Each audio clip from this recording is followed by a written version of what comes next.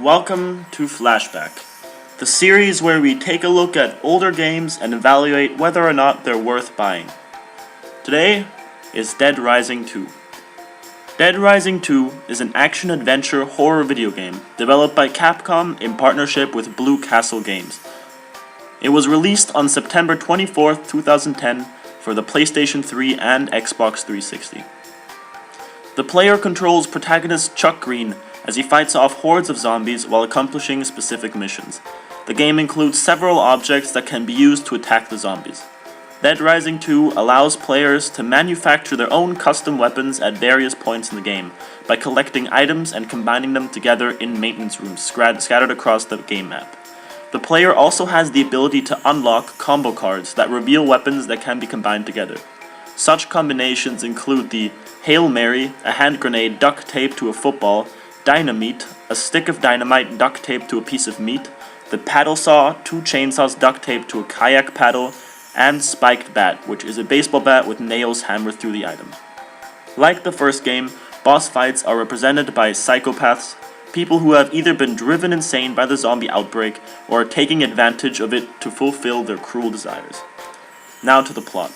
5 years after the events of Dead Rising, former motocross champion Chuck Green is in the fictional casino town of Fortune City, Nevada to take part in Terror is Reality, a controversial sports entertainment game show where contestants kill zombies. Chuck needs the prize money to buy Zombrex, a daily medication that suppresses the zombification process, for his daughter Katie, who has been bitten by her zombified mother during the previous outbreak in Las Vegas. While backstage after the show's supply of zombies is released. Chuck rescues Katie and makes his way to an emergency shelter, which is sealed after their arrival. Raymond Sullivan, the only security guard to reach the shelter alive, is initially reluctant to let the infected Katie in, but Chuck promises to keep her supplied with Zombrex until the military arrives in 3 days. Chuck needs to venture into the overrun city to find a dose of Zombrex, entering and exiting the shelter via an air duct. Now to the multiplayer. During the 2009 Tokyo Game Show, Capcom revealed that the multiplayer of Dead Rising 2 takes the form of the in-game reality TV show Terror is Reality, in which players will act as contestants in a fictional game show. 4 players participate in multiplayer, competing against each other for the most kills inside an area full of undead.